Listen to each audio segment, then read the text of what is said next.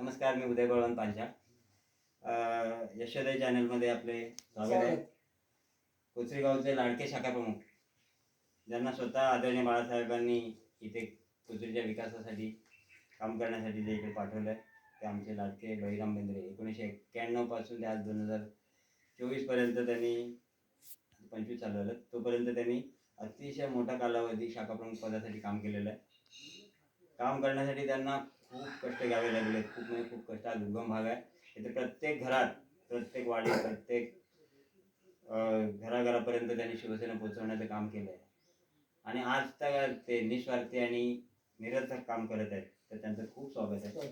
तर आम्हाला तुमच्याबद्दल जाणून घेण्यामध्ये खूप उत्सुकता आहे की कोचरी गावात शिवसेनेची स्थापना कधी झाली? कोचरी गावामध्ये 2091 मध्ये शिवसेनेची स्थापना झाली. 1991 मध्ये. तर त्यावेळेला दत्ता नलावडे साहेब आम्हाला ते शाखा प्रमुख नेमण्याचं काम त्यांनी केलं कोचरीमध्ये येऊन. आणि कोचरीमध्ये सुरेश दौलत तरल यांच्या गुरवाडीमध्ये ती शाखेची स्थापना झाली. आणि तिथपासून आम्ही कामाला सुरुवात केली. आमच्याबरोबर त्यावेळेचे सरपंच परशुराम गंगाराम गुरव होते. त्याच्यानंतर चंद्रकांत सदाशिव पांचाळ सरपंच होते. नंतर उपशाखा प्रमुख मला बळीराम बेंद्रे म्हणून मला शाखा प्रमुख नेमण्यात आलं. आणि उपशाखा प्रमुख म्हणून अंकुश रामचंद्र गुरव यांना नेमण्यात आलं. माझ्या संघातील माझे सहकारी गंगाराम दाजी मोहिते, तुकाराम रामजी कारकर, नारायण भातडे आणि आमचे सहकारी दत्ताजीराव कदम त्यांच्या मार्गदर्शकाने आम्ही शिवसेनेची वाटचाल चालू केली. तुम्हाला इथे तर पूर्ण त्यावेळेला 1991चा कालावधी म्हणजे काँग्रेसचा कालावधी. त्या काँग्रेसच्या कालावधीमध्ये पूर्ण काँग्रेसने होतं सगळीकडे, हो ना? तर त्यावेळेला तुम्हाला इथे कामं करताना, परत शिवसेना रुजवताना बाळासाहेबांचे विचार, 4 शब्द हे तळागाळात पोचवायला तुम्हाला खूप म्हणजे कष्ट पडले असणार. कष्ट आणि त्याबरोबर तुम्हाला एवढे लोक परत आता शिवसेना बनवण्यामध्ये आताचं राजकारण सोडा, पण त्यावेळेला जी शिवसेना तुम्ही रुजवली प्रत्येक घरात, म्हणजे प्रत्येक घरात शिवसेनेचा एकतरी सदस्य इथून मुंबईच्या साखरमान्यापर्यंत पोहोचणं, त्यांना प्रत्येक गावात पोहोचणं तुम्हाला कष्टदायी झालं ना खूप. कारण त्यावेळेला आता पहिलं कसं आहे, आता बनेवाडीपर्यंत मला वाटतं गाडी यायची. त्या गाडी आल्यानंतर मग त्याच्यानंतर तिथे पुढचा चालत पायी प्रवास करायला लागत होता आणि प्रत्येक घरात पोहोचणं. त्याच्या आपल्या गावामध्ये मला वाटतं आपल्या 18 वाड्या, 18 वाड्यांमध्ये पोहोचणं त्यांना त्यांच्या काही हे आहेत. आणि परत त्याच्यानंतर तुम्ही माचाळपर्यंत पण शिवसेना पोहोचवण्याचं काम केलं.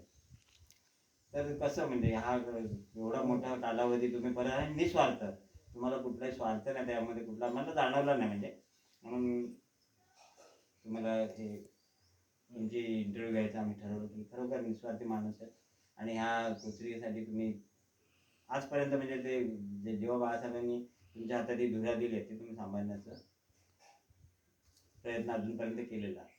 तर तुम्हाला म्हणजे कसं वाटतं, म्हणजे त्याबद्दल जर आम्हाला माहिती दिली तर आमचं जेवढं पब्लिक आहे, म्हणजे आम्हाला जेवढे बघतायत तर त्या लोकांना सगळ्यांना जाणण्यामध्ये उत्सुकता आहे. त्यावेळेला मी 82ला इथे आलो. 82 पासून मी कामाला सुरुवात केली 1982 ला. आणि मग त्यावेळेला आमदार पहिलेच जिल्हा प्रमुख आप्पासाहेब होते. त्याच्यानंतर आप्पासाहेबांना तिकीट दिली. आप्पासाहेबांनी आम्ही 100% मतदानाने आम्ही निवडून आणले. त्याच्यानंतर मला थांबवतो. त्यावेळेला मला वाटतं काँग्रेसचे आमदार लरा हातांकर होते, त्यांचा कार्यकाल होता त्यावेळेला. त्यांनी लय आपल्याला हे केलं ना, लय त्रास दिला, तरी पण आम्ही काम टाकलं नाही. अच्छा. तुमचे एसटीची केस वगैरे पण? एसटीची नंतर तर निवडणूक होती विधानसभेची. त्यावेळेला काही लोकांनी काँग्रेसच्या जर गाडी आपल्याला गेली तर आम्ही 100% काँग्रेसला मतदान करणार.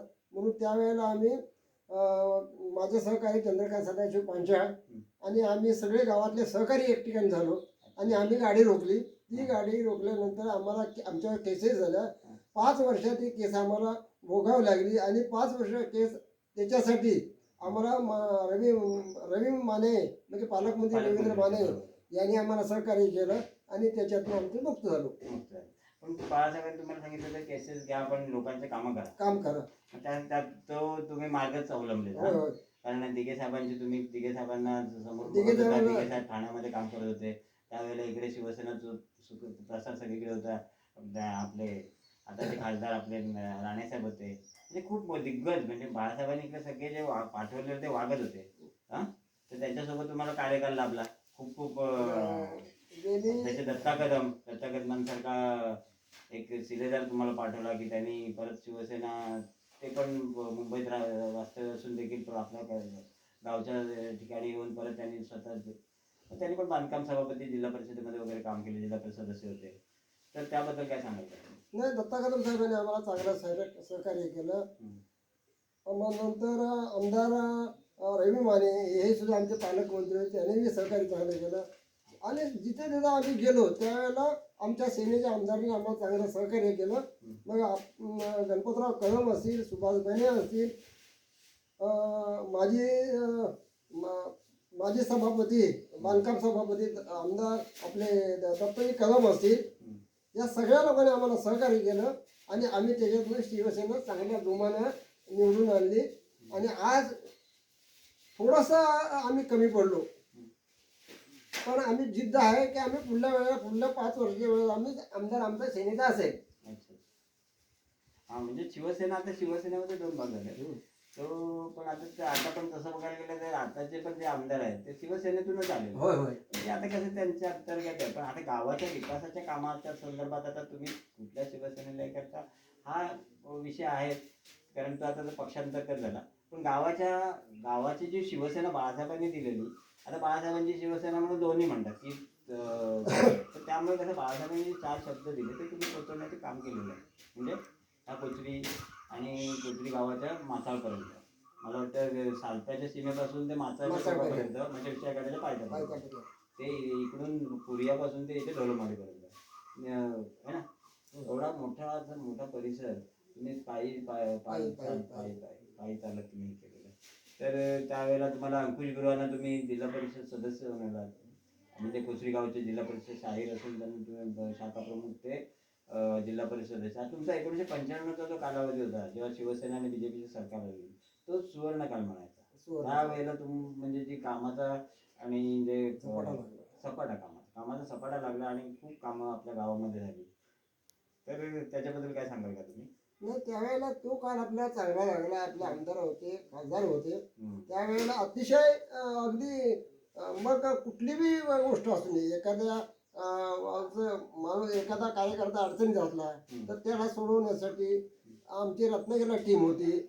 आणि त्या टीम मधून एखाद्याला रक्तदान लागत असेल, एखाद्याला पैशाची गरज असेल ते आम्ही तर त्यावेळेला आम्ही त्या माणसाची अगदी एकदम कसं आपला माणूस घरातला आहे म्हणून आम्ही सहकार्य केलं आणि त्याच्यातून ते आम्ही मोकळं केलेले.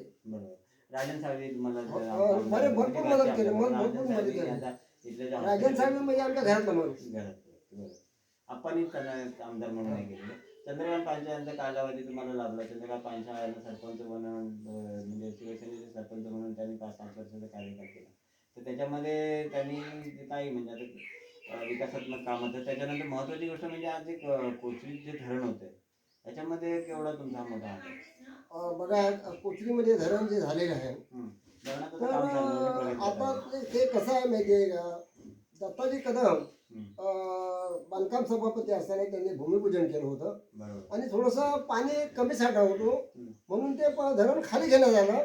आणि आता ते भूमिपूजन आता होऊन आता हे 2रं वर्ष आहे, काम चालू आहे आणि कार्यरत राहणार.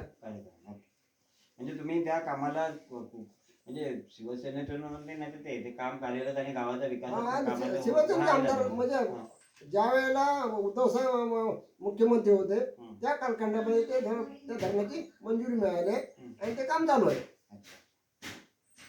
आम्ही त्याचा पाठपुरावा केलेला आहे. त्याच्यानंतर तुम्ही आता पुढचा आता कालावधी आता राजकारणाचा चाललाय त्याच्याबद्दल तुम्ही काय सांगा? राजकारणाचा जो कालावधी आहे तो थोड्या वेगळ्या पद्धतीने चाललाय तर त्याच्याबद्दल तुमचं कसं करणार? नाही, आमचं कसं आहे बघा, आम्ही उद्धव साहेबांनी बाळासाहेबांची शिवसेना, आम्ही उद्धव साहेबांना हा त्यांचे मुलगा आहेत आणि उद्धव साहेबांच्या आम्ही पाठीशी खंबीरपणे उभं राहू आणि उद्धव साहेबांनी जे म्हणतील त्याला आमचं हे सहकार्य असेल अच्छा आणि पुन्हा आम्ही सेनेचा आमदार इथं निवडून आणू. अच्छा म्हणजे शिवसेना म्हणजे दोन पक्ष झाले नाही, शिवसेना म्हणजे कसं आहे माहिती, शिवसेना म्हणजे आता कसं तो उबाटा गट म्हटलंय, पण उबाटा हा उबाटा गट नसून तो शिवसेना, खरी शिवसेना ती आहे अच्छा आणि त्याला आम्ही पूर्ण ताकदीशी लढवून निवडून आणू. अच्छा मस्त. तुम्ही आता ह्या सगळ्याचं हे केलं. आता सगळ्यात प्रलंबित राहिलेला प्रश्न, हा प्रश्न म्हणजे कसा की तुम्ही शाखा प्रमुख आहातच, पण त्याच्याबरोबर ह्या कोचरी गावचे भूमिपुत्र आहे, ह्या कोचरी गावचे सुपुत्र आहात. ह्या कोचरी गावासाठी तुम्ही म्हणजे इथले मानकरी पण आहात ह्या कोचरी गावाचे. तर आज प्रलंबित राहिलेला हा प्रश्न विचारायचा म्हणजे काही राजकारणाशी कुठलाही संबंधित नाही, तर हा आपल्या देवळाचा जो प्रश्न आहे कोचरी गावाच्या गांगेश्वर मंदिराचा, तर त्याच्याबद्दल तुमचं काय मत आहे? तुमचं वैयक्तिक मत काय गावचा विकास? नाही, देऊळ व्हायला पाहिजे, पण काय झालंय माहिती का, त्याच्यामध्ये मोठा घोल हे स्थानिक लोकांनी केलेला आहे, ते न बोलले काय. म्हणजे तुम्ही आता तो विषय कुठला चव्हाट्यावर आणून हा तो नाही, मग तसं म्हटलं तर ते आता न बोलणार काय, पण देऊळ होणार. म्हणजे तुमचं ठाम मत आहे हा, की देऊळ होणार. आज बरोबर त्या गोष्टीला पण बराच हा, कालावधी देऊळ होणार, देऊळ होणार. त्या संदर्भात काय हे नाही. 22 वर्ष झाली.